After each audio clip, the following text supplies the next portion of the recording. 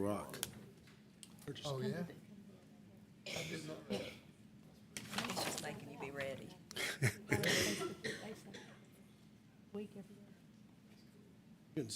Well, if I do, Good evening, and welcome to the Kingsport Board of Mayor and Alderman June the 16th business meeting.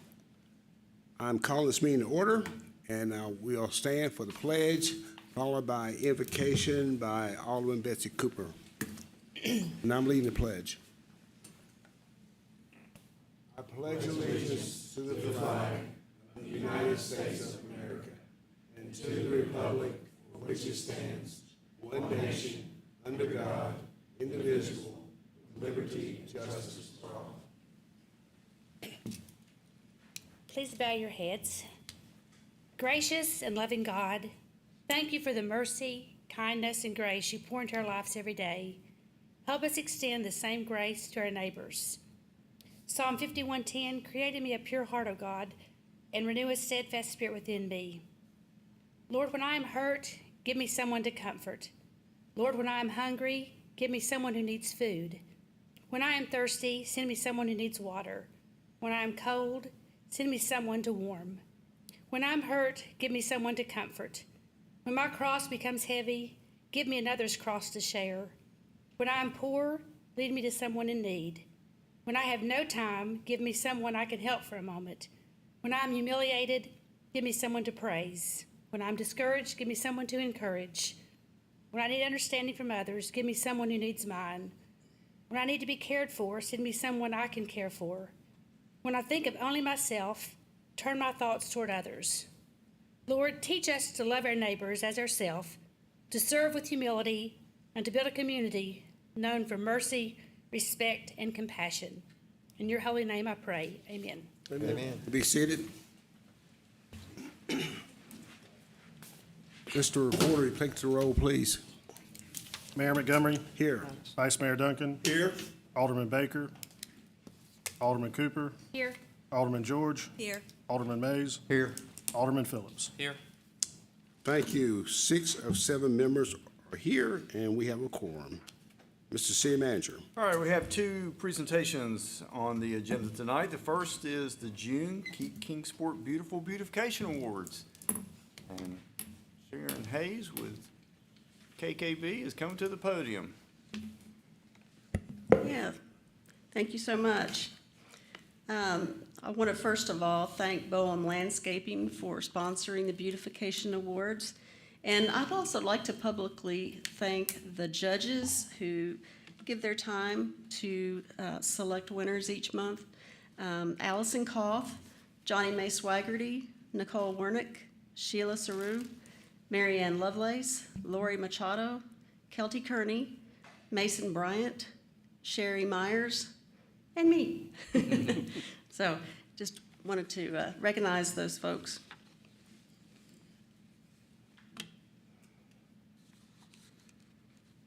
All right.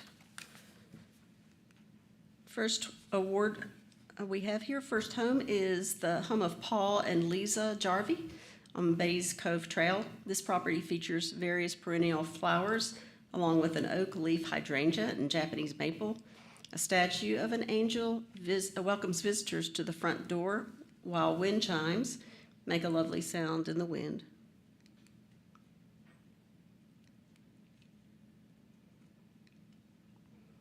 This is the home of Marcus and Lisa Christian on Adam Knoll Court. The property features a curved driveway lined with a variety of flowers, including impatiens, daylilies, petunias, dianthus, and various evergreens. The peaceful front porch is framed by a beautiful Japanese maple tree that's more than 30 years old. The other side of the porch features a dogwood tree, hydrangea, mountain laurel, hostas, and azaleas. This is the home of Jackie Morlock on Hermitage Drive. This corner lot is well maintained with plants and flowers near the carport and colorful blooms and beds at the front of the house. A welcome sign and an American flag are displayed on the home.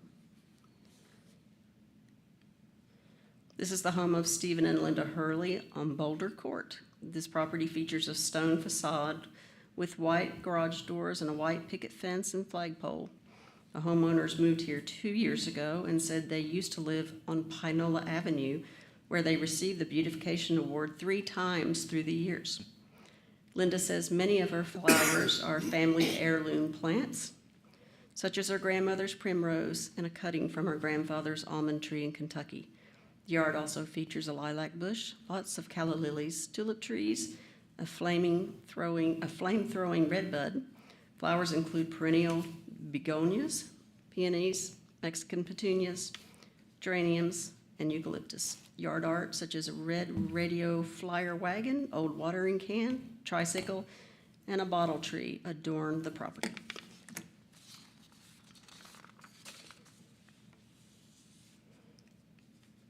This is the home of Robert and Diane Hills on Bellmead Drive. This beautiful home features nicely trimmed hedges, boxwoods, evergreen shrubs, and conifers, along with a Japanese maple tree. Flowers include lilac, coneflowers, and salvia. There they are.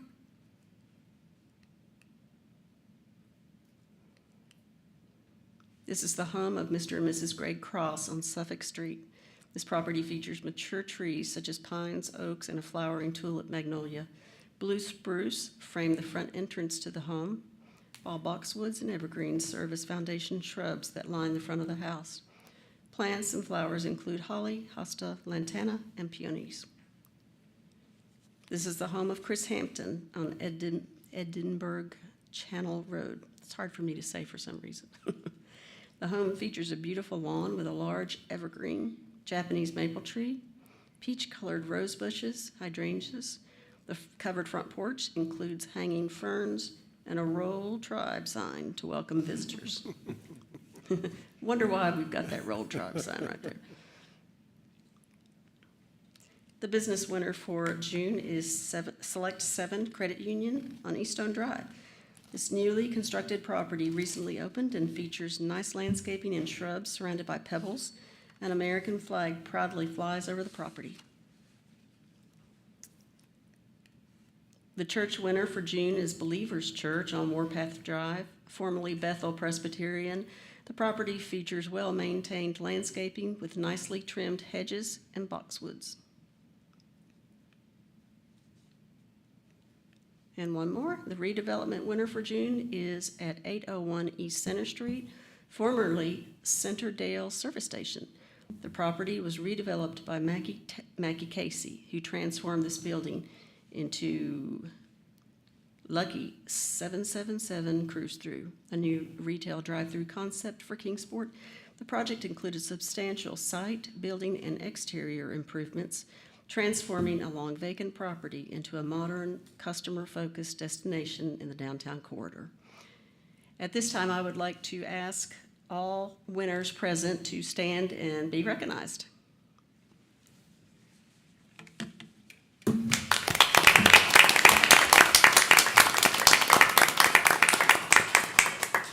Thank you so much.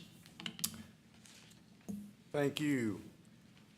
Our next item is a recognition for the Public Relations Society of America Awards. And as Mayor Montgomery is making his way to the podium, I'd ask that Adrian, Sarah, Matthew, and Maxine, all part of our communications team here at the City of Kingsport, if you would please join the mayor at the podium.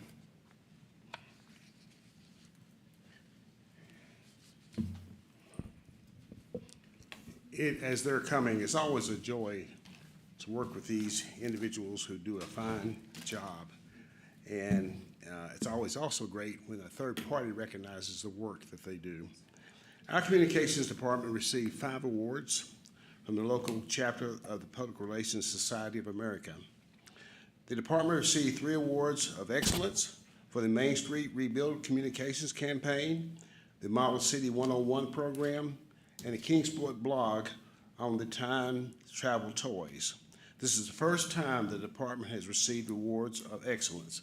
In addition, the department received 2 awards of quality for the Twilight Live Concert Promotion Campaign and for projects and pictures in the BMA highlights. Finally, 2 submissions were finalists in the Best of Show award. Also, the first time the department has been a finalist. And they've got their awards on displays. It's good that of the only 4 members, they have 5 awards, so got to add 1 to go. Let me tell you a little bit more about the projects. The Main Street rebuild. It was a strong commitment to transparency and consistent communications during a major infrastructure project which helped maintain community trust and business stability. The Model City 101. This is a multifaceted program that clearly did a great job of work by the Public Information Communications team and the city departments. The conception and program structure was impressive. Other cities could use this as a model. Time Travel Toys. It's a blog on local business. It was a great way to showcase the uniqueness of Kingsport for both locals and tourists. City projects and pictures. Behind-the-scenes visuals show progress, momentum, and a city government at work to improve the community it serves, and Twilight a live concert series.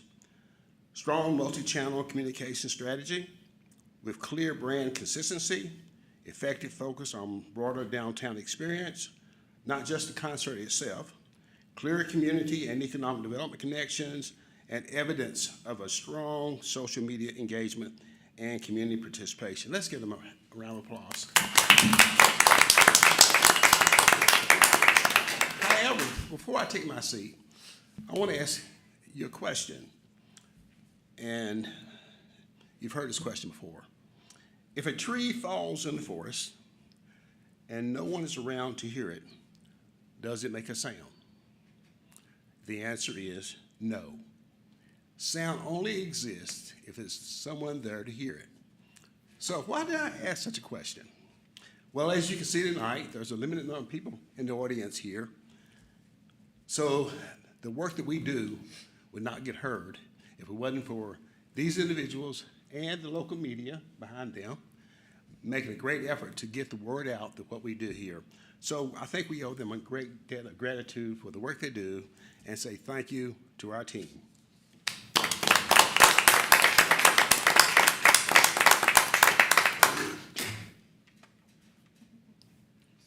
You want to say something? Huh? The communications team does not want to communicate.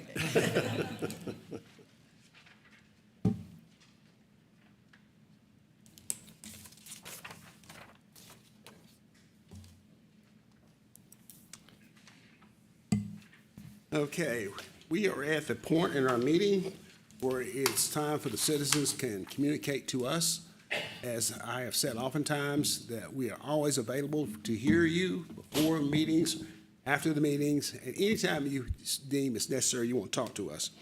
However, when you come to the podium tonight, or if you decide to come to the podium tonight, you're limited to 5 minutes. We ask that you keep your comments non-personal in nature.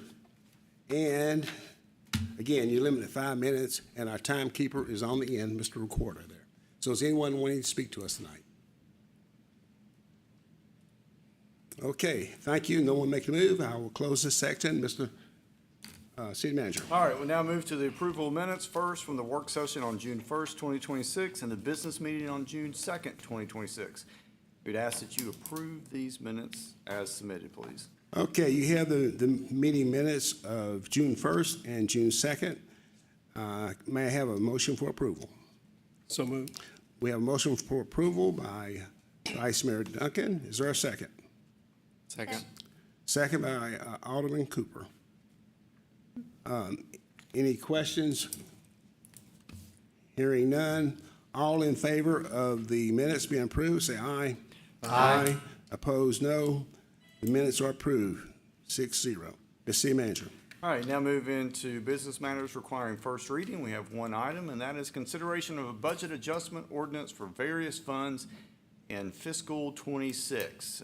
You see within the executive summary, the receipt of dollars for grants, moving dollars around to fund various projects. And then you also see at the bottom of the first paragraph there, a payment to PetWorks. This is a one-time debt payment. As you know, since this debt has been refinanced, PetWorks is needed to rely on the city of Kingsport to make this debt service payment. This is a principal and interest payment.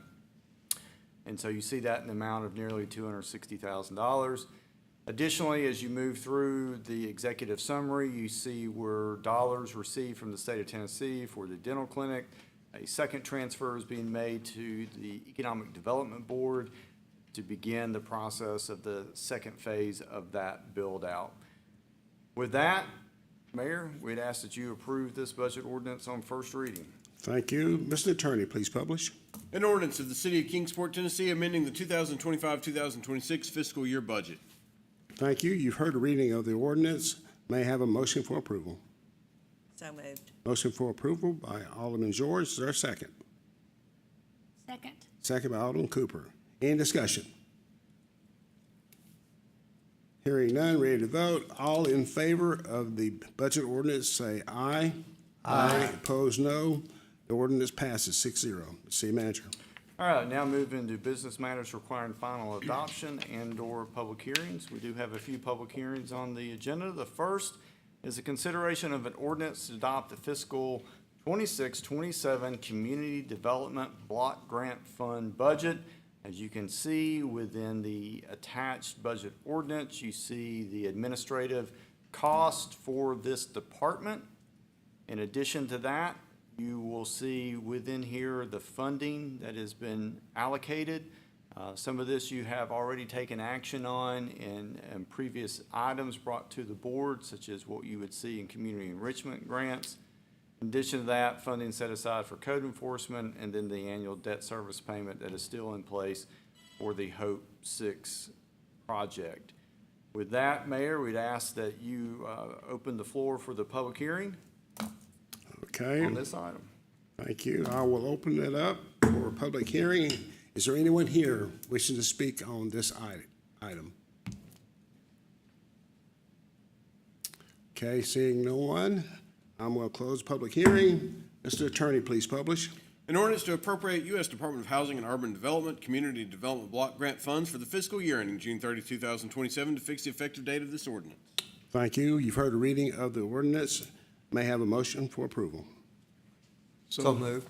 Motion for approval by Alderman May, sorry about that, and seconded by Vice Mayor Duncan. Any discussion? Hearing none.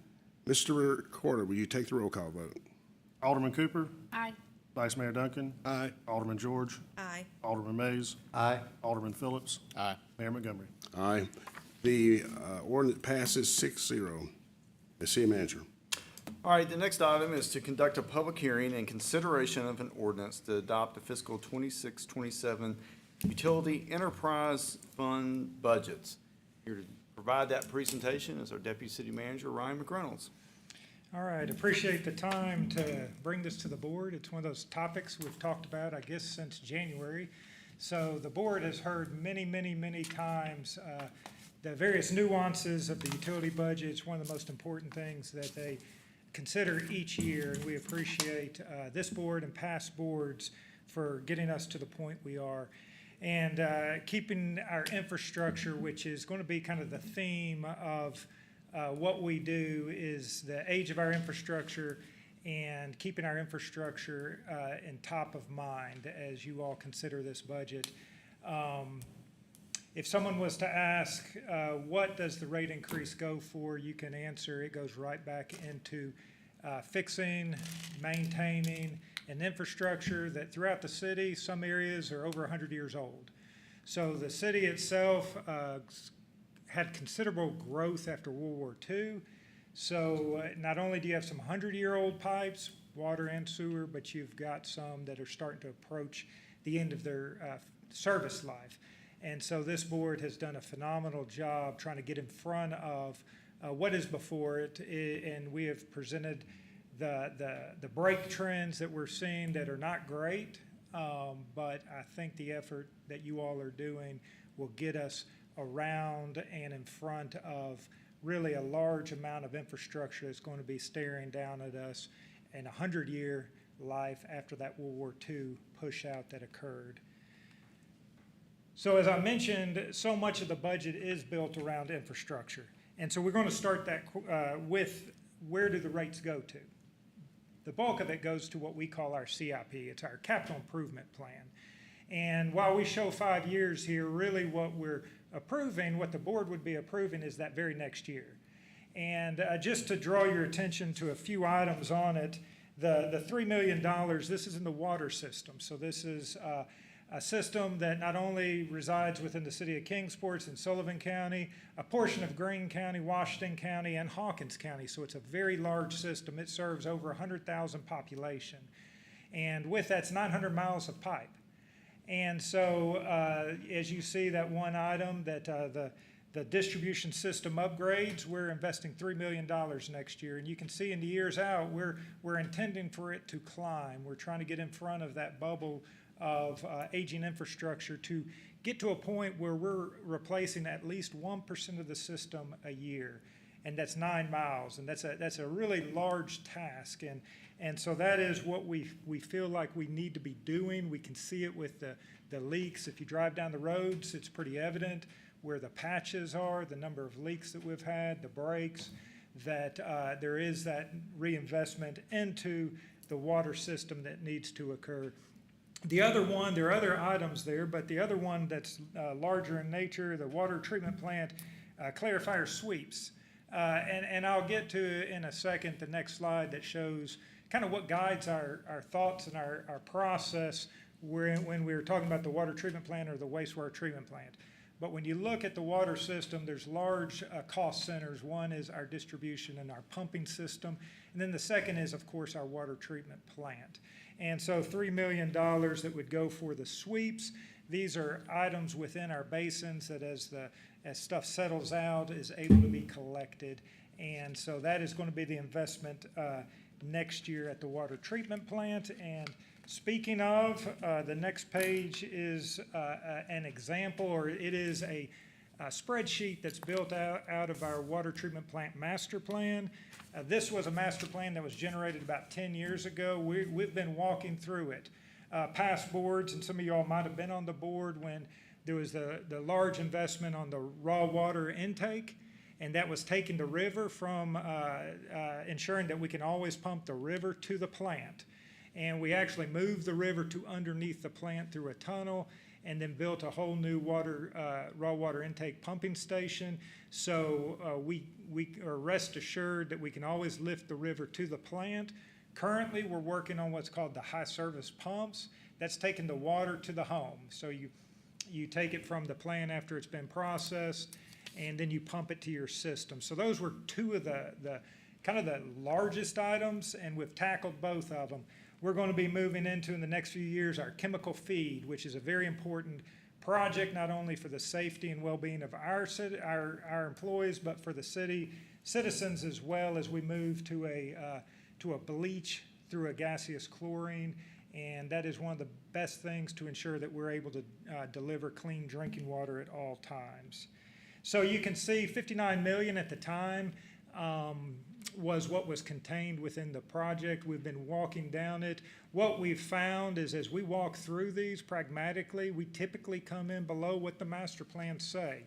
Nikki's able to work with the design engineers to kind of piece a few of these together and get kind of the best bang for the buck. But we're always looking with the master plan is what is our target. What we always want to be at the water plant, we never want to be reactive. We never want to have something fail and we're reacting to it. We're actually needing to move from reactive to proactive to preventative. So we're always in front. So every time you turn your tap on, you can be assured that you've got clean drinking water at all times. And it all starts with the plant. So that, like I mentioned, those are your two large cost centers, the distribution system, 900 miles, multiple large pumping stations, and then the water treatment plant itself. Similar concept on the sewer. The only difference is usually when we work in the sewer, the cost ratchets up significantly. It's deeper, it's harder to deal with, but very similar concept. And do want to draw your attention to a few projects we're planning to do next year is the blower project at the wastewater treatment plant. Again, it comes out of a master plan. And the wastewater treatment plant is an interesting activity we do. We take what occurs naturally in the river and we shove it into a concrete box, and we create an environment that the bugs and the microbes work well. And when they work well, everybody's happy, and our neighbors are happy because we're introducing oxygen that keeps them happy, and that's what this blower project will do.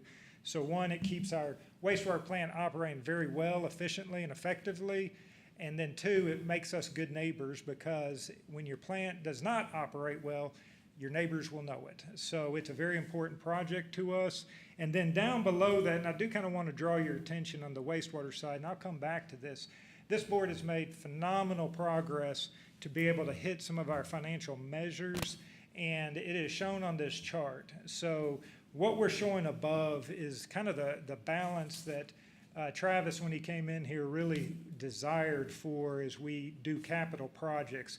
Those assets that have long tenure that you're not doing year after year, they should be bonded. If you're working in your plant, building different things that are going to last 30 years before you hit it again, that's an acceptable way to use debt for the financing. When we get below that line and we're looking at collection system upgrades, so just like the water system, the sewer system ages. And it's a little different. Instead of water leaving, usually water enters our sewer system, which increases how much we have to treat. It creates overflows, a lot of permit liability. And so we've got to do very similar activities to the water system and the wastewater and the lines. Sometimes it's digging and replacing. Sometimes it's moving a new line inside an existing line. But what we're always doing is we're rebooting the life of that line. And you can see there's an investment of $3 million next year in the lines, $3 million in the pump stations.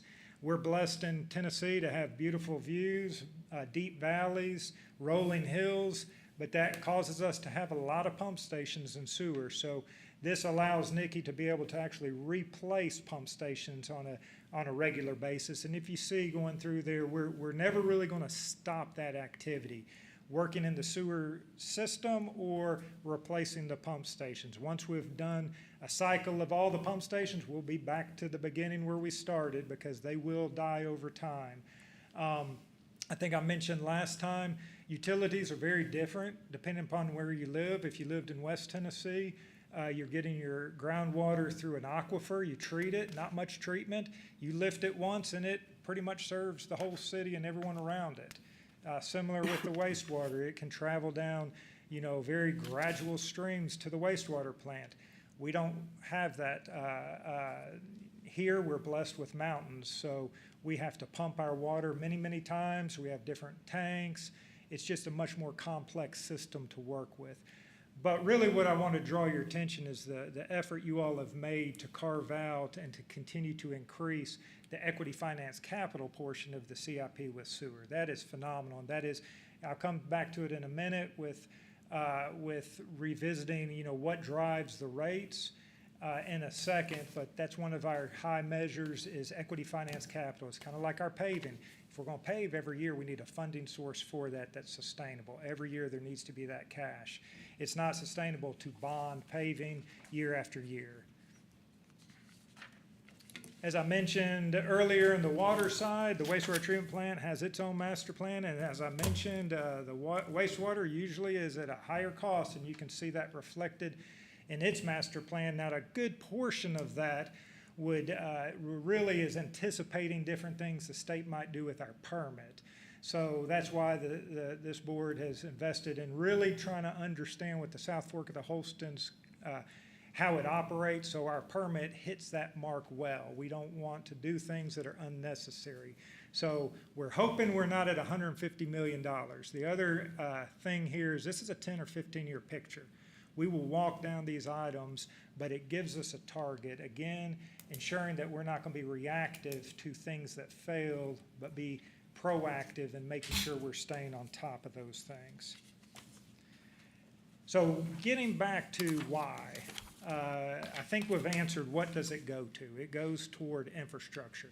When the dollar comes in, it is going back into the ground, into the pipes, into what serves our citizens. But one reason why in the last few years have we had so much emphasis on the rates, and it goes back to a time period in the 2010s where we kind of let off our our foot on the pedal for equity finance capital, and we leveraged debt a little too much. And what that did is it created a few years where our expenses outpaced our revenue, and we were eating into our cash at hand or our fund balance. Both sides were doing it. The sewer side became more critical. And when that occurred, we were invited to the wastewater finance review board that's under the comptroller's control, and we had to come up with a plan, a financial plan to get ourselves back out of that hole.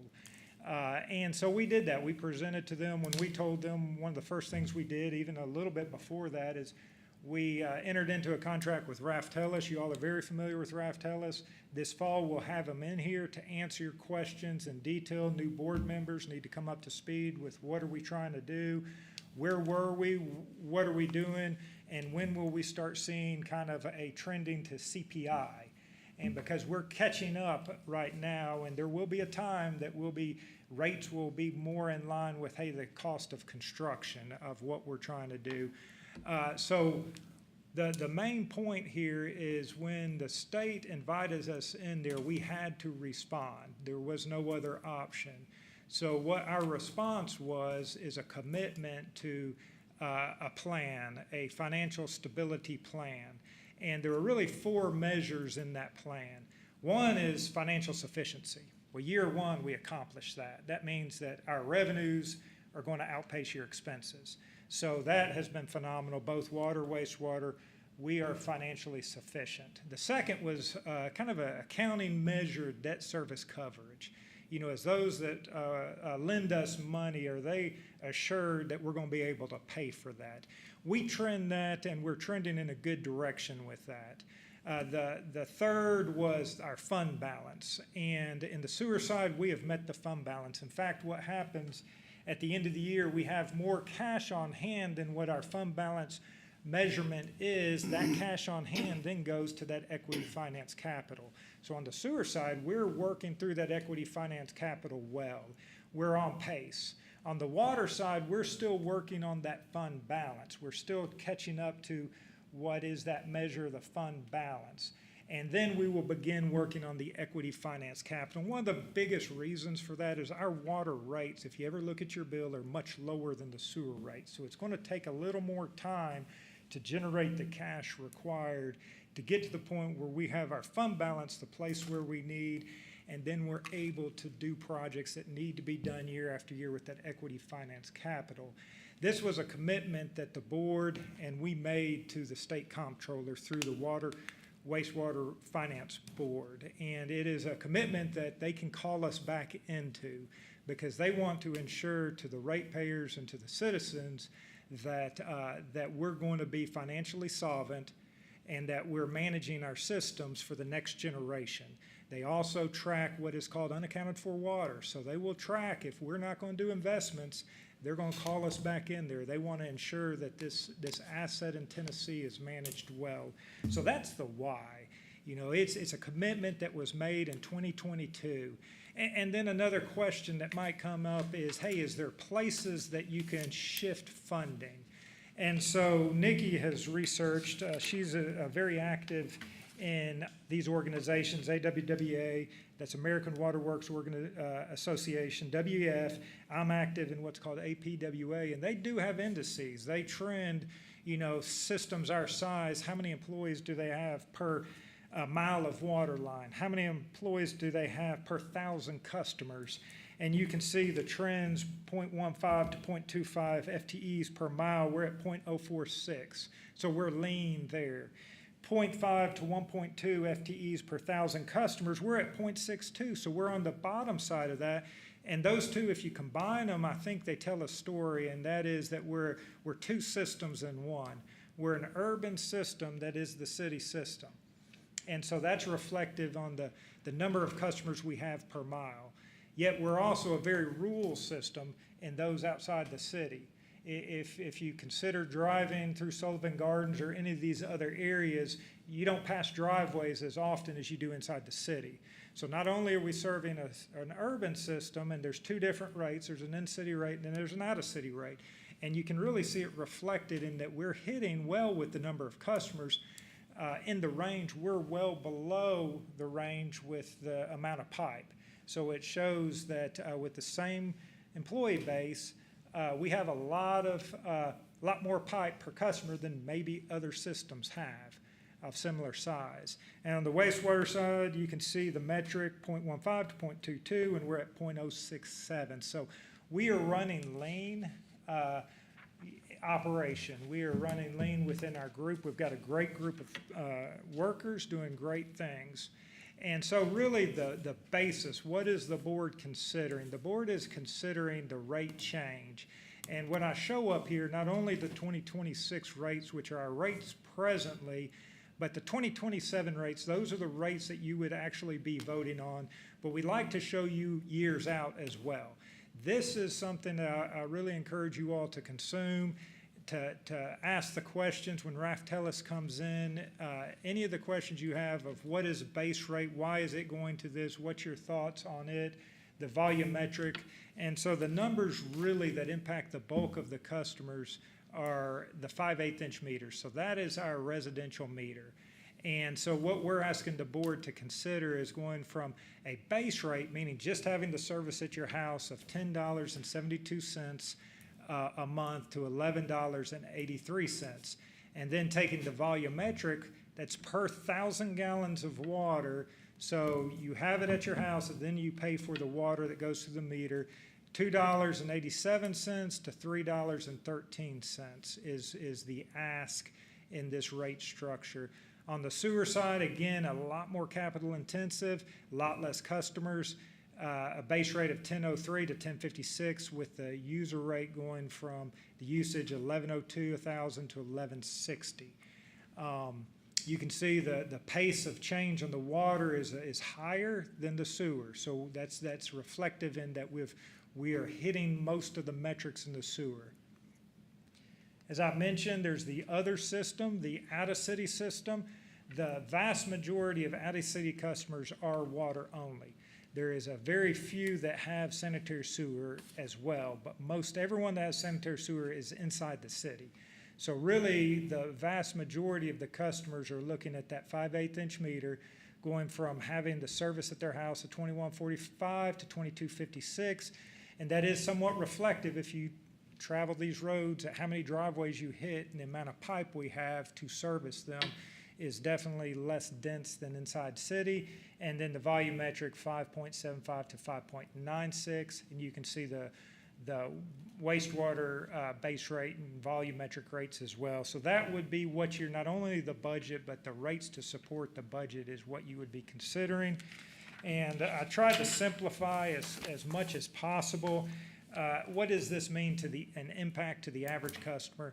And so we've taken three categories: is a low volume user, a 1,000 gallon per month user, and this is typically whether it's a couple or a single person that really doesn't use a lot of water. We've got a lot of 1,000 gallon customer users, and their rate through this change would go from $34.64 to $37.12 a month. And the average customer, based on our data, would go from $62.42 to $66.57.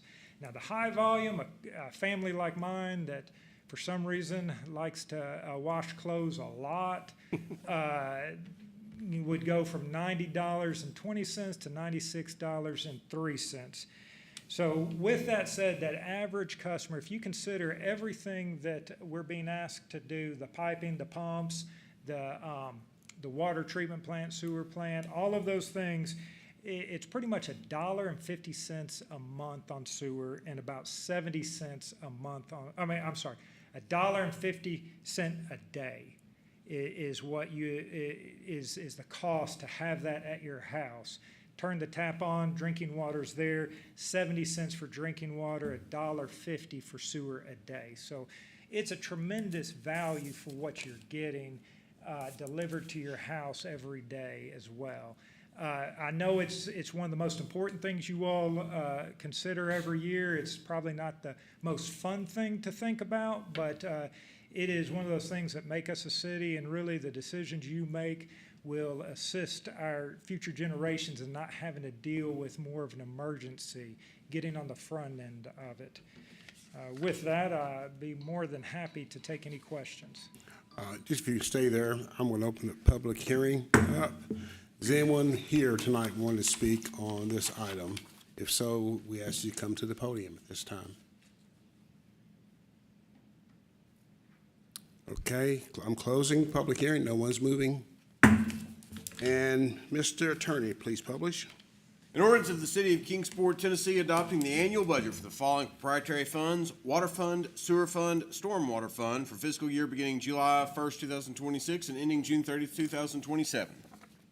Thank you. You've heard the reading of the ordinance. Do I have a motion for approval? So moved. Motion for approval by Alderman Phillips. Is there a second? Second. Second by Vice Mayor Duncan. Any discussion, questions of Ryan? It's scary because 9 years ago, I wouldn't have understood one word you were saying, but I followed everything you said. 9 years later, I get it. We'll miss you, but Anyone else? Okay. Ready to vote? Mr. Recorder, please take the roll call vote. Alderman Cooper, Aye. Vice Mayor Duncan. Aye. Alderman George, Aye. Alderman Mays, Aye. Alderman Phillips, Aye. Mayor Montgomery. Aye. The ordinance passes 6-0. Ms. City Manager. All right, the next item is to conduct a public hearing in consideration of an ordinance to adopt a fiscal 26-27 budget. I'll provide the presentation ahead of the public hearing. So as we have developed the general fund budget for fiscal 27, it has been based upon the strategic plan that was adopted in 2025 by the Board of Mayor and Aldermen. If you look at these 7 areas of focus, you will see those intertwined within the general fund budget that has been recommended to you all for adoption tonight. When we look at the expenditures and evaluate where we are, first we look at on the requested side. We receive requests totaling over $120 million to ultimately whittle that down to what is part of the recommended budget of $114 million. The majority of those requests came in personnel. As you know, as we've discussed, we're a service-based industry. It's critical for us to have personnel to provide the various services that we provide the citizens and businesses of Kingsport. In addition to that, same as with capital, well over $30 million in capital is identified, the bulk being in the large infrastructure that we're tasked with maintaining with roads, bridges, and sidewalks. We'll discuss more about capital and kind of what that looks like over the next 5 to 10 years later this fall regarding future capital and CIP items. When we look at our revenues as proposed for this coming year, we kind of look at approximately 1% total revenue growth, property tax, local option sales tax. Those are the 2 major revenue sources better displayed here in this pie chart. Property tax represents 49%. Our local option sales tax is at 22%. When you then look at the expenditures and the breakdown of those, obviously general government, police, fire are what really drives that, with public works being in there as well as the major areas of focus for any city, and Kingsport is no different. This is a chart that really looks at revenues as well as where we are from an unrestricted cash standpoint. As you know, there in 24-25, expenditures based upon revenue was extremely tight. We did see some relief in that in the current fiscal year. As we look out into fiscal 27, right now we're budgeting revenues to match that of expenditures. But as we have stated, and as we continue to look at a very conservative budget, we're hopeful we'll be able to make adjustments within that to allow dollars to be able to go back into our cash reserve, fund balance, or to go towards one-time capital projects.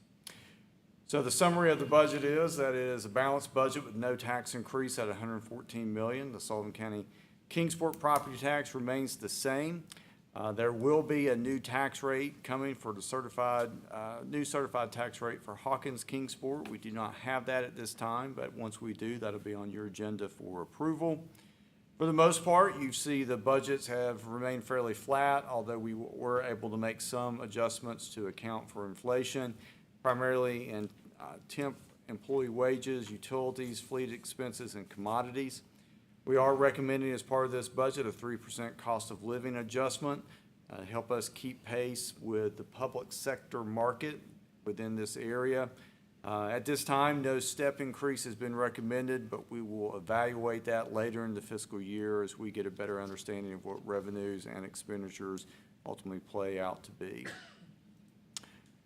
When we look at this budget, one of the things that is noticeable, and obviously a conversation that is occurring not only in these chambers, but throughout the area and the country as well, inflation is definitely outpacing our growth, well over 3% at this point. Wage inflation continues to be something that dominates both the public and private sectors, as well as rising fuel prices. That has an impact not only on the economy, but also our operations, and especially when we look at capital. For the first time, our regional sales tax fund will require a transfer of $400,000 from the general fund, which is part of this fiscal 27 budget, to support it in the upcoming fiscal year. And just like last year, we have a plan in place to begin holding positions and making other budget adjustments in order to generate $900,000 in slippage. This current year, we were sitting with a goal of around $500,000, and we saw that number ultimately reach 1.5 and what the staff was able to save. Other cost control measures will be implemented, such as managing our OT, temp laborers, and then looking to offset it, not only capital, but other operations through grant funds. Operating capital will need to come from either our fund balance or savings that we ultimately realize in fiscal 26. As you all know, through action you've been taking here over the last several months, we've closed many projects. We've redistributed those dollars to support existing capital or to plan for much-needed expenditures that will be realized as we move into the upcoming fiscal year. New positions in the budget, there are 3. 2 have been added in sanitation to address growth. We'll see one of those come into play as we move into July, another one later in the year. And then with Bays Mountain, with the opening of the new otter habitat, we're planning on adding a new position there in January of the upcoming fiscal year. One of the things that we have tasked the departments with is to look at areas where they can make adjustments within their budget in order to increase overall efficiencies without having to put a burden on a future year budget. Within that, one of the areas we looked at was within the fire department, as I discussed in May, and then at our last meeting. This has been a long time in the making. For the last couple of years, we've evaluated this in conjunction with MTAS, our finance department, HR department, and Chief DeBerry. We're making a recommendation to add 6 positions. They will be funded through savings that come out of a reduction in overtime. And in addition to this, we anticipate adding on to that over $150,000 a year in savings. That'll bring that fire department budget down to around $350,000 for overtime. And again, budget neutral, being able to bring those positions in by reducing the amount of overtime that we've historically budgeted. Additionally, the communications department has done the same by ending external contracts, bringing in 1 new full-time position. This allows them to have a greater amount of hours per week, per month, per year, focused on communications versus the limited amount of hours we have available through consultants. Same is true with IT. We've made other internal adjustments to create a new full-time position there. As you know, IT has been an area that I've stressed to you all over the last several years that we'll continue to need to make investments in. Also, part of the fiscal 27 budget is the investment into body-worn cameras. This is an item that we have looked at with the police department for some time. It is a reoccurring expenditure of $350,000 a year.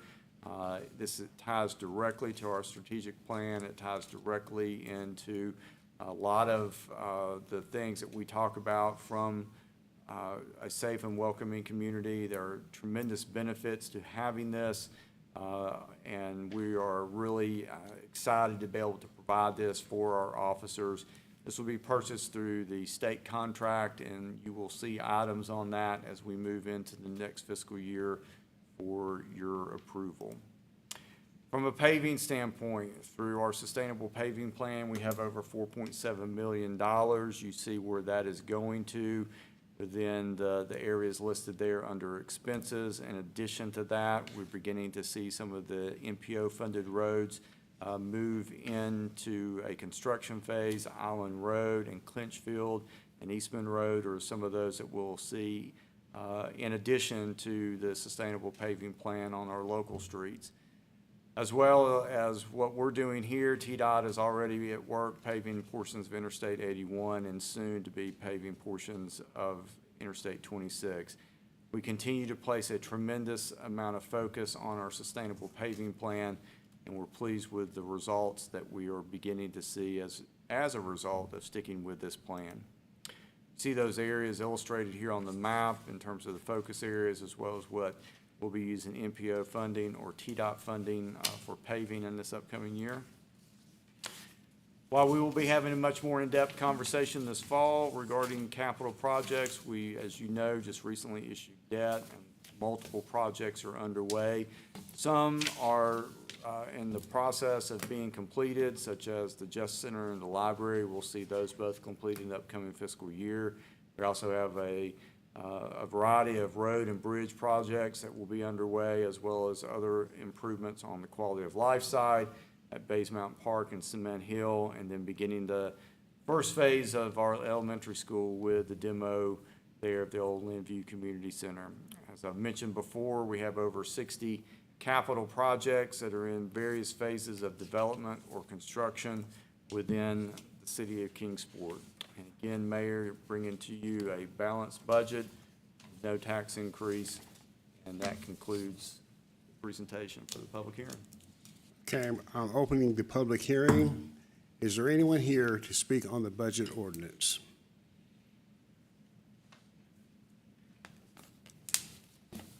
I'm closing the public hearing. Mr. Attorney, please publish. An ordinance of the City of Kingsport, Tennessee, adopting the annual budget for the fiscal year beginning July 1st, 2026 and ending June 30th, 2027. Thank you. You've heard the reading of the ordinance. May I have a motion for approval? So moved. Motion for approval by Vice Mayor Duncan. Is there a second? Second. Second by Alderman George. Any discussion or questions of city manager? Well, I appreciate the hard work that the staff has done on this, city manager, and along with yourself. But if my math's right, this is about $18 million worth of paving. So that's pretty amazing. So, glad to see that. We always think we want paving until it comes in front of our house, and then we fuss about it. It's true. Anyways, there's a lot going on. You can't go anywhere in Kingsport that you don't hit road work, which is great. Okay. Any other comments or discussion?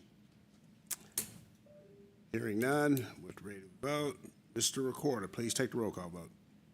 Alderman Cooper, Aye. Vice Mayor Duncan, Aye. Alderman George, Aye. Alderman Mays, Aye. Alderman Phillips, Aye. Mayor Montgomery. Aye. The ordinance passes 6-0. City manager. Next item is consideration of an ordinance adopting water, sewer, and stormwater rates beginning in July 1, 2026. This is part of the fiscal 27 budget.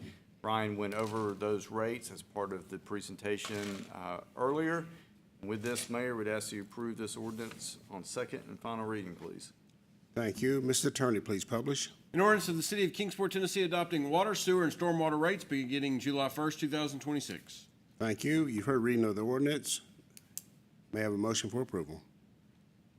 So moved. Motion for approval by Alderman George. Is there a second? Second. Second by Alderman Phillips. Any discussion?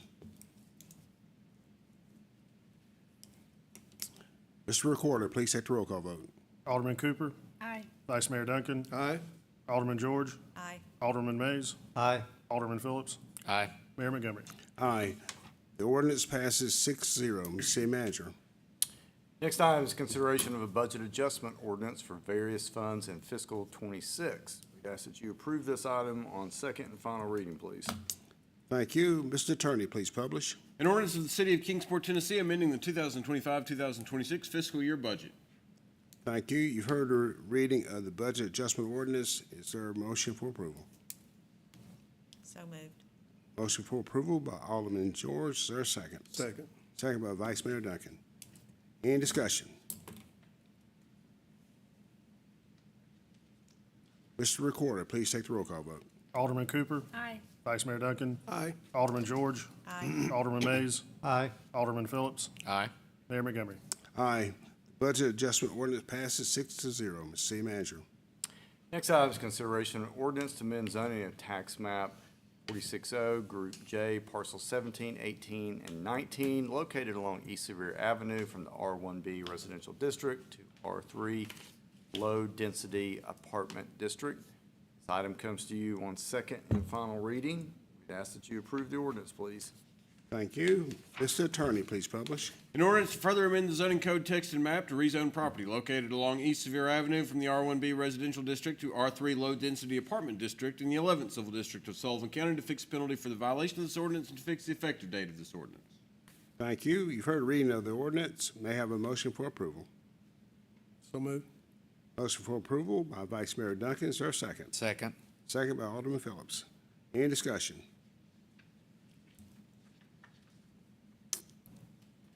Hearing none. Mr. Recorder, please take the roll call vote. Alderman Cooper. Aye. Vice Mayor Duncan. Aye. Alderman George. Aye. Alderman Mays. Aye. Alderman Phillips. Aye. Mayor Montgomery. Aye. The ordinance passes 6-0. Mr. City Manager. Next item is consideration of ordinance to amend zoning of tax map 62P, Group C, parcel 1, located along Fort Henry Drive from R1B Residential District to R3 Low Density Apartment District. This comes to you on second and final reading. We'd ask that you approve the ordinance, please. Thank you. Mr. Attorney, please publish. An ordinance to further amend the zoning code text and map to rezone property located along Fort Henry Drive from the R1B Residential District to R3 Low Density Apartment District in the 11th Civil District of Sullivan County to fix penalty for the violation of this ordinance and to fix the effective date of this ordinance. Thank you. You've heard reading of the ordinance. May I have a motion for approval? So moved. Motion for approval by Alderman George. Is there a second? Second. Second by Alderman Phillips. Any discussion? Mr. Recorder, please take the roll call vote.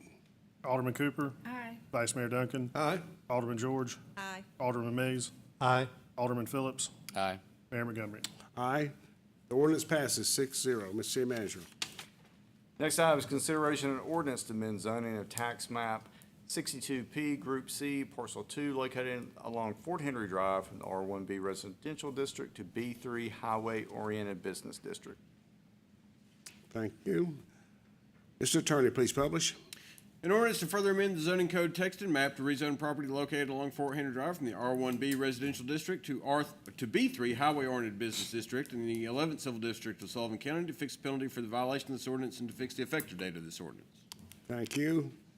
You've heard the reading of the ordinance. May I have a motion for approval? So moved. Motion for approval by Alderman George. Is there a second? Second. Second by Alderman Mays. Any discussion? Mr. Recorder, please take the roll call vote. Alderman Cooper. Aye. Vice Mayor Duncan. Aye. Alderman George. Aye. Alderman Mays. Aye. Alderman Phillips. Aye. Mayor Montgomery. Aye. The ordinance passes 6-0. Mr. City Manager. All right, now moving into other business. The first item is consideration of a resolution to authorize the mayor to sign all documents necessary to enter into a materials agreement with Integrity Building Group LLC related to the Fieldcrest Phase 3 development.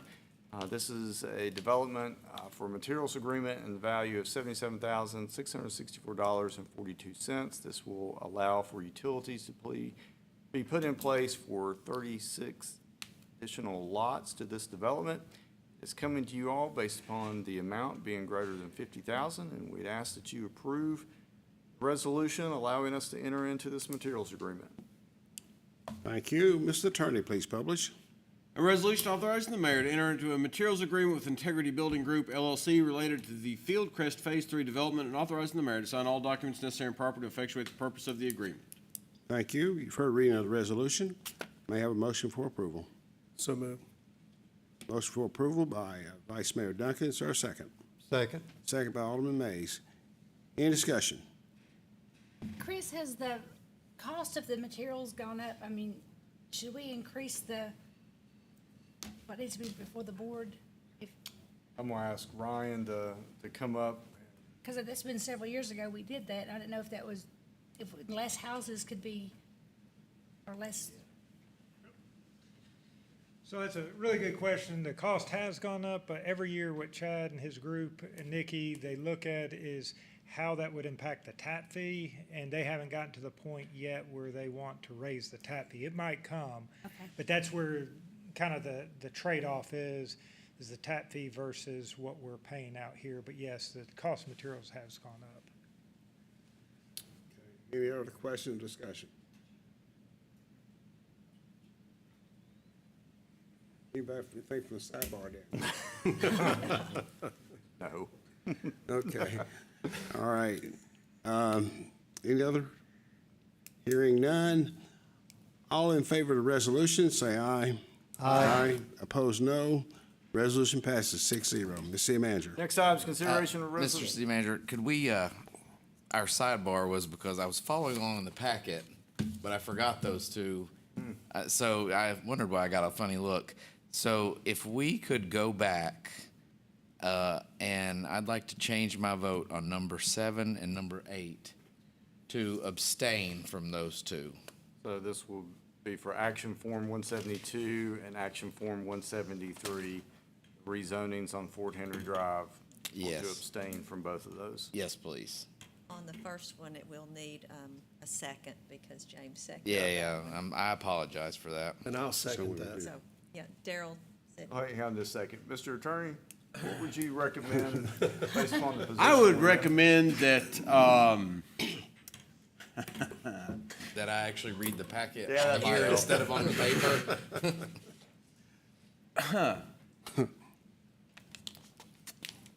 let's do this, Mr. Mayor. I would advise the board for somebody first to make a motion, get a second, and a vote to suspend the regular rules, and then bring items 7 and 8 back up for reconsideration. Let's maybe try that. So Yes. I'll make a motion to suspend the rules for items 172-2026 and 173-2026. Okay, is there a second to I'll that? second. Okay, we have a motion and a second. All in favor of rescinding that, say aye. Aye. Opposed? All right, so now I'll go back and bring both of these items back before the Okay. board. All right, so the first one is consideration of an ordinance to amend the zoning of tax map 62P, Group C, Parcel 1, located along Fort Henry Drive from the R1B Residential District to R3 Low Density Apartment District. This comes to you on second and final reading. Mr. Mayor. Thank you. Mr. Attorney, please publish. Just one moment, please, sir. An ordinance to further amend the zoning code text and map to rezone property located along Fort Henry Drive from the R1B Residential District to R3 Low Density Apartment District in the 11th Civil District of Sullivan County to fix a penalty for the violation of this ordinance, fix the effective date of this ordinance. Thank you. You've heard reading of the ordinance. May I have a motion for approval? So moved. Motion for approval by Alderman George. Is there a second? Second. Second by Vice Mayor Duncan. Any discussion? James, anything you'd like to say? I'm very sorry. Yes, okay. Yeah, I want to abstain. Okay, Mr. Recorder, please take a roll call vote. Alderman Cooper, Aye. Vice Mayor Duncan, Aye. Alderman George, Aye. Alderman Mays, Aye. Alderman Phillips, Abstain. Mayor Montgomery. Aye. The ordinance passes 501. Ms. City Manager. All right, next item is consideration of an ordinance to amend zoning of tax map 62P, Group C, Parcel 2, located along Fort Henry Drive from the R1B Residential District to B3 Highway Oriented Business District. This comes to you on second and final reading. Mayor? Thank you. Mr. Attorney, please publish. An ordinance to further amend the zoning code text and map to rezone property located along Fort Henry Drive from the R1B Residential District to B3 Highway Oriented Business District in the 11th Civil District of Sullivan County to fix the penalty for the violation of this ordinance and fix the effective date of this ordinance. Thank you. You've heard reading of the ordinance. May I have a motion for approval? So moved. Motion for approval, Alderman George. Is there a second? Second. Second by Vice Mayor Duncan. Any discussion? Mr. Recorder, please take the roll call vote. Alderman Cooper, Aye. Vice Mayor Duncan, Aye. Alderman George, Aye. Alderman Mays, Aye. Alderman Phillips, Abstain. Mayor Montgomery. Aye. The ordinance passes 501. Ms. City Manager. Bart, do we need to do anything since we suspended the rules? No, sir. Let's just proceed. All right, let's move on then. Next item, consideration of resolution to award the bid to Thomas Construction Company for the Fort Town Road Bridge remediation project and authorize the mayor to sign all applicable documents. This is a project that we brought to your attention not too long ago, and the need to move forward sooner rather than later with repairs to this bridge, primarily on the approach to the bridge. You see the base bid of $807,000 with a total project cost of $981,002. Funding for this has been secured in GP 2608. And with that, we would ask that you approve the resolution to award the bid to Thomas Construction. Mayor. Thank you. Mr. Attorney, please publish. A resolution, making sure I'm in the right spot, sorry. A resolution awarding the bid for the Ford Town Road Bridge Remediation Project to Thomas Construction Company Incorporated and authorizing the mayor to sign an agreement with the same and all documents necessary and proper to effectuate the purpose of the agreement. Thank you. You've heard a reading of the resolution. May I have a motion for approval. I'll make a motion for this one. Is there a second? Second. We have a motion and a second. Any discussion? I think it's good to point out for the minutes that these funds, if Chris correct me, but these funds were intended for the Eastman Road Bridge. And the bridge has turned out, we can postpone some of that remediation on the bridge. This has arisen as a more severe issue, and so we're diverting some of those funds over to get this repaired. Is that correct? Right, so the work on the Eastman Road Bridge over Lincoln is still on pace to be done. The reality is we're probably a good 2 years away from having the necessary documents in place to go to bid on that. And knowing that and then seeing this need and really feeding off a lot of the comments that you all have made to us to move projects through quickly, we went ahead and just moved this one up. We are ready to go on it with all the bid documents, and so that just allowed us to keep moving forward with getting these bond dollars spent, not waiting. You'll see the Eastman Road Bridge over Lincoln come back up for discussion in the fall in terms of placement into the capital budget for future consideration. Yeah. Yeah. Thank you. You're welcome. Thank you. Any other comments or discussion? Okay, hearing none. All in favor of the resolution, say aye. Aye. Opposed, no. Resolution passes 6-0. Ms. City Manager. Next item is consideration of resolution to amend the agreement with Mattern and Craig for the Fort Town Road Bridge remediation project and authorizing the board to sign all applicable documents. This simply amends our contract with Mattern and Craig in the amount of $125,000. This will allow them to provide construction services and necessary inspection during this project. We'd ask that you approve the resolution authorizing the amendment to this contract. Thank you. Mr. Attorney, please publish. A resolution approving an amendment with Mattern and Craig to extend the scope of services for the Fort Town Road Bridge remediation project and authorizing the mayor to execute the amendment and all the documents necessary and proper to effectuate the purpose of the amendment. Thank you. You've heard a reading of the resolution. May I have a motion for approval? So moved. Motion for approval by Vice Mayor Duncan. Is there a second? Second. Second by Alderman Cooper. Any discussion? Hearing none. All in favor of the resolution, say aye. Aye. Opposed, no. Resolution passes 6-0. Ms. City Manager. Next item is consideration of resolution authorizing the city manager to purchase student transportation software and related hardware for bus routing from Tyler Technologies and authorizing the mayor to sign all necessary documents. This is an item that comes to us from the Board of Education.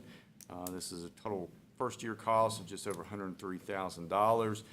This will allow for bus routing, boundary planning, and mapping, as well as an integrated communication link for parents.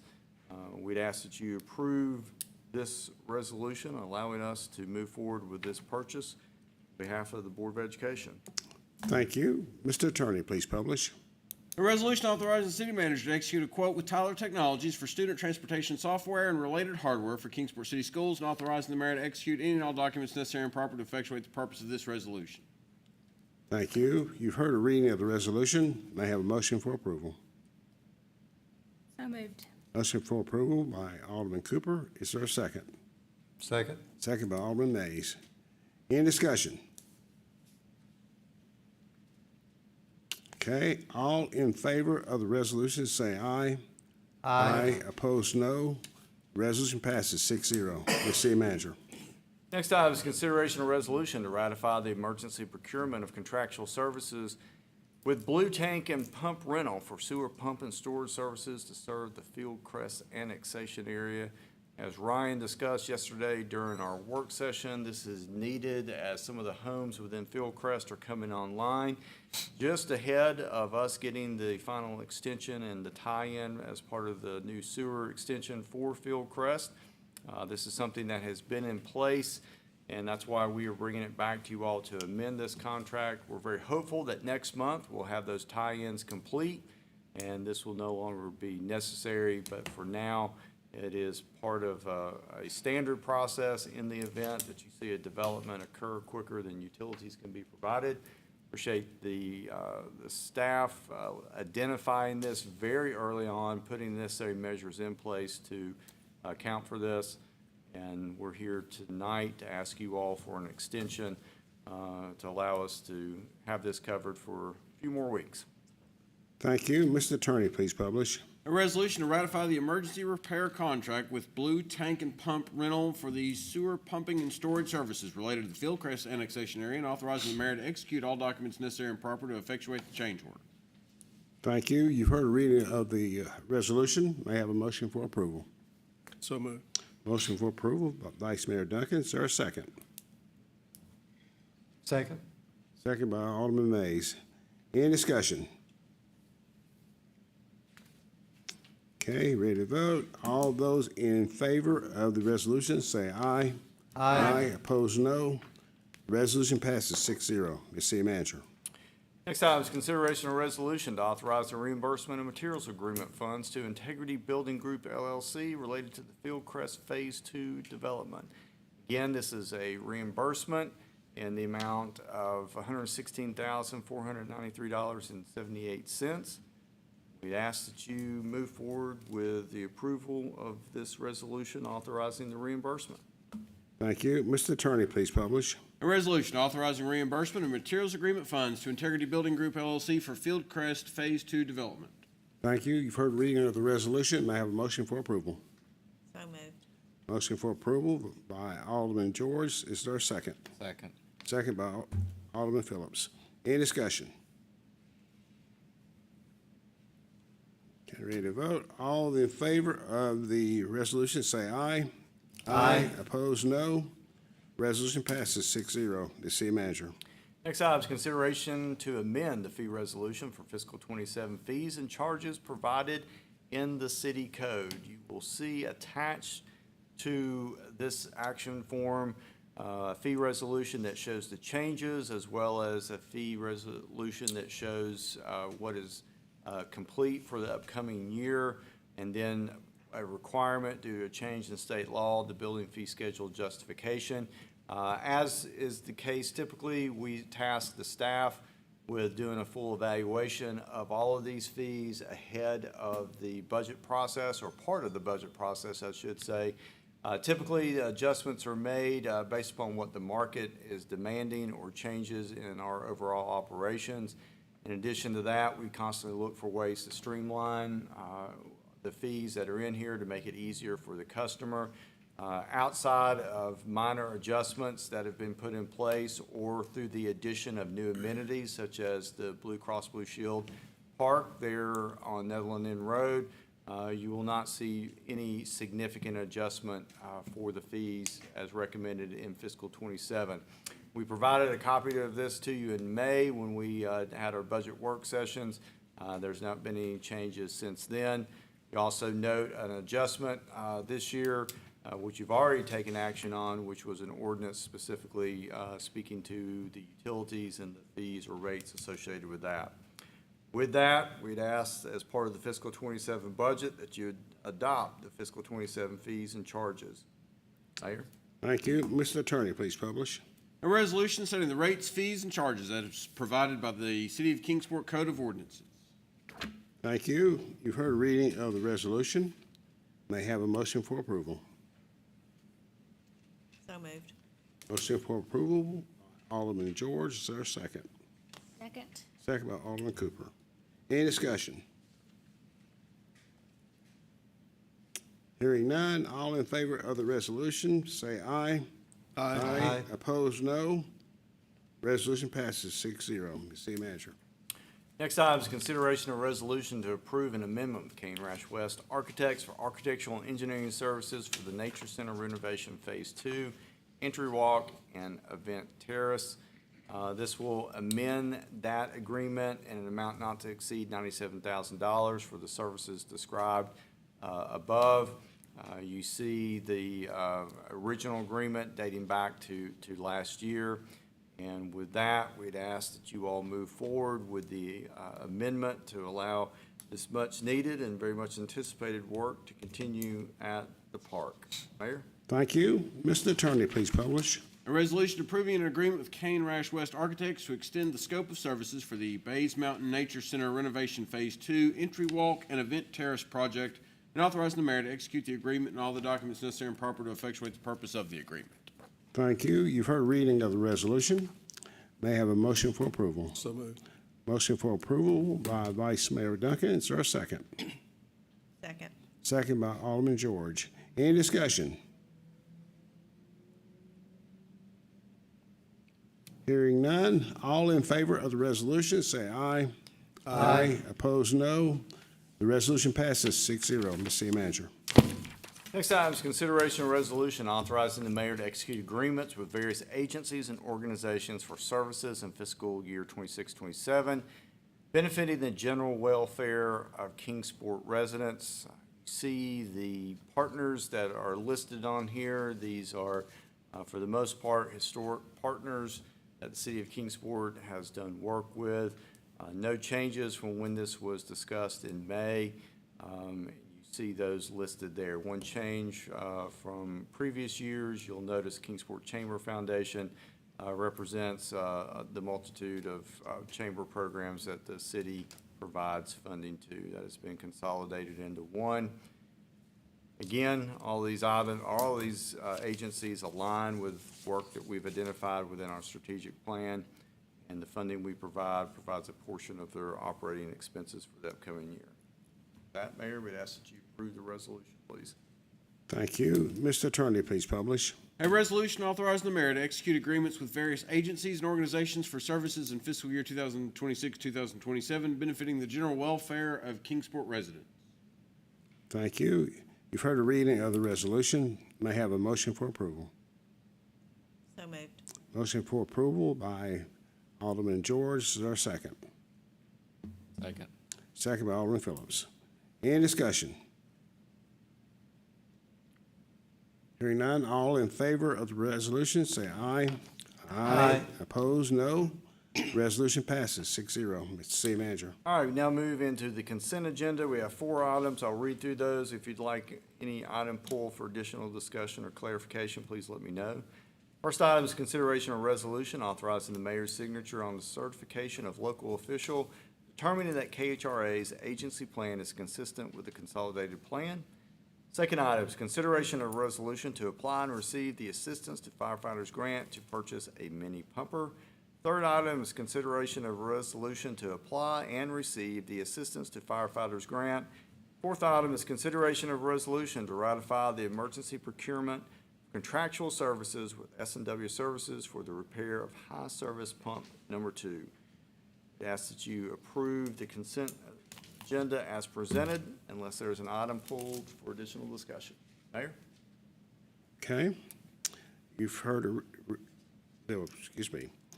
You've heard the reading of the consent agenda items. May I have a motion for approval? Mr. Mayor, I'd like to make a motion to accept all items on the consent agenda as presented. Okay, thank you. Is there a second? Second. Second by Alderman Mays. Any discussion? Hearing none, Mr. Recorder, have a roll call vote, please. Alderman Cooper, Aye to all. Vice Mayor Duncan, Aye to all. Alderman George, Aye to all. Alderman Mays, Aye to all items. Alderman Phillips, Aye to all. Mayor Montgomery. Aye to all. The consent agenda items are passed 6-0. Ms. City Manager. All right, moving into communications, with tonight's meeting, we conclude our business meetings for fiscal year '26. Again, this is always a good moment as we put the budget behind us, and we look forward to the upcoming fiscal year and the work that we will be doing. As I always state, and I stated at the last meeting, and it's worthy of stating again, appreciate the outstanding work done by the city staff to put the budget together. While you will see Travis and Rebecca and Ryan and Nikki and Michael and Jessica kind of on the forefront of this, a tremendous amount of folks behind the scenes helping put this together for us. We work on the budget 12 months out of the year, constantly looking to ways to operate efficiently, deliver a high level of service, and just really appreciate the work that they do and the amount of time that they pour into this to make this happen. In addition to that, appreciate the work that Tyra Copus does as HR director, just looking at all the needs we have from an employee standpoint and making those recommendations back and ensuring that that's something that we take into consideration. So appreciate the work that you all have provided us as a board, the support that you have for the budget, for the operations that we do, and appreciate the amount of time that you have given us this fiscal year. So, Mayor? Thank over to you. Alderman Mays. Thank you, Mayor. I would just like to compliment our communications department and their awards they received. And I just really appreciate the effort and all the work they do. Citizens really speak to us, and I'm sure other board members, that communications is so important, and I'm really proud of our city for investing in communications. Virtually everything we do is on our website, and you can access government services through an app. All of our meetings are pushed out to social media, and I'm just really grateful that we're really forthcoming, transparent as much as possible. And so it's really, really an honor for our city to put so much effort and dedication into communication and have a good staff that we do. So I tip my hat to them for their award. And also, I'll comment on the budget.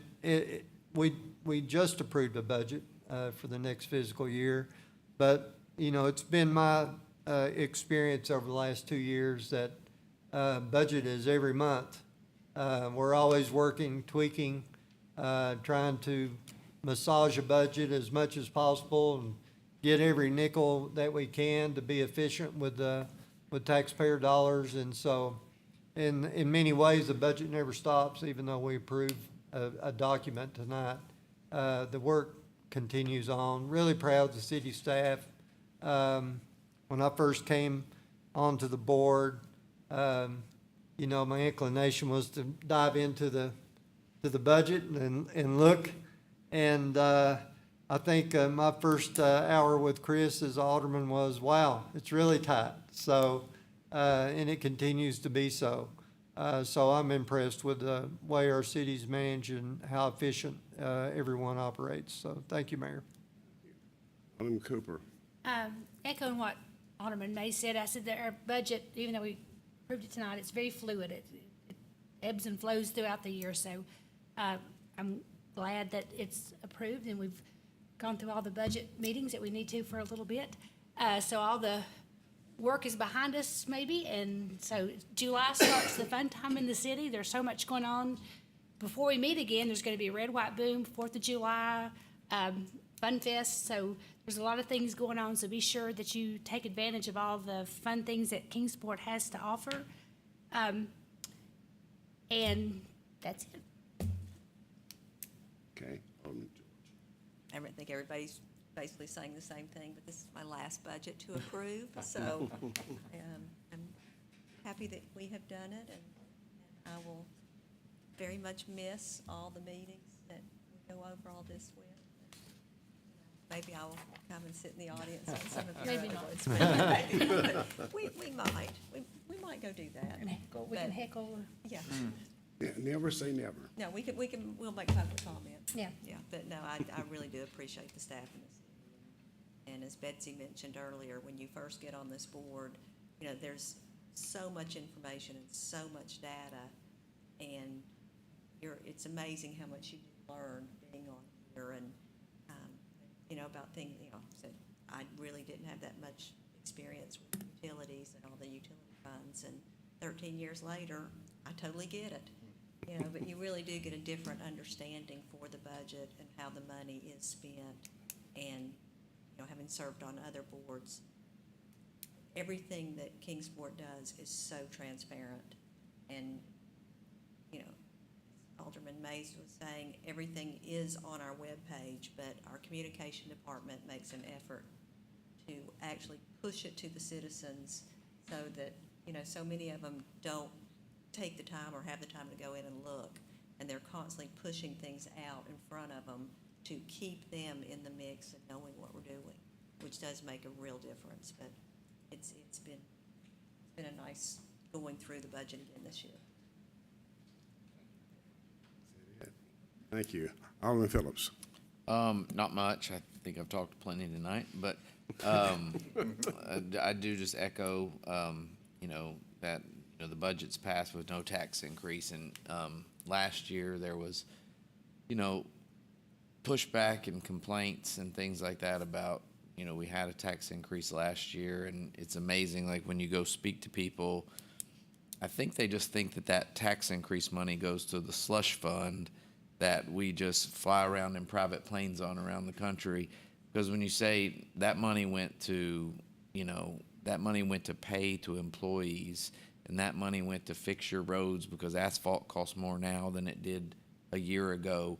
And it just doesn't really seem to register with people until you actually put it right in front of them. And so, you know, it's unfortunate that we had to have a tax increase last year, but as you're seeing across the region, you know, we don't have a tax increase this year, but I think about 80% of the cities and counties that touch us are having to do one and looking at one, and they're not little ones, they're significant.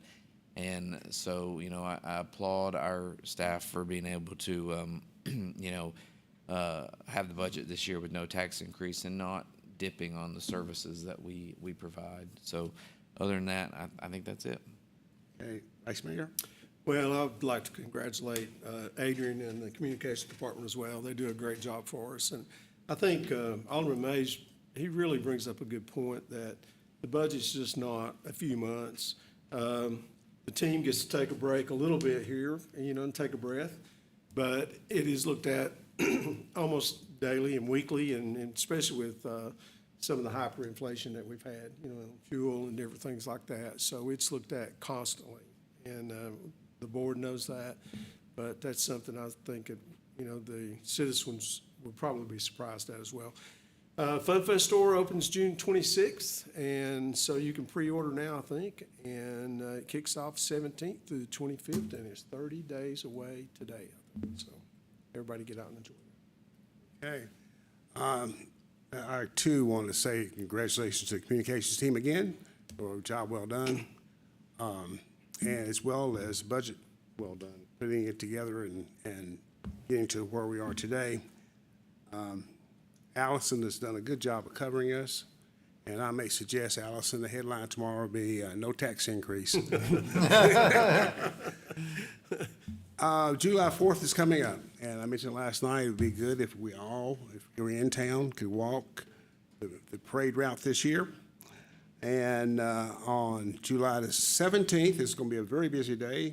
It's the day for early voting starts. Ribbon cutting at the Hyundai dealership on Stone Drive, and IMAX Theater will open up in the Fort Henry Mall. So we've got July 17th. July is going to be a very busy month. Plus Fun Fest starts on that day as well. So there'll be plenty to do here in Kingsport in the next few days. Also, again, thank you all for being here today. Thanks, Mr. Sanders, for being here with us this evening, and I see Mr. Brown has already left us, so I will say thank him for attending as well. After that, this meeting's adjourned.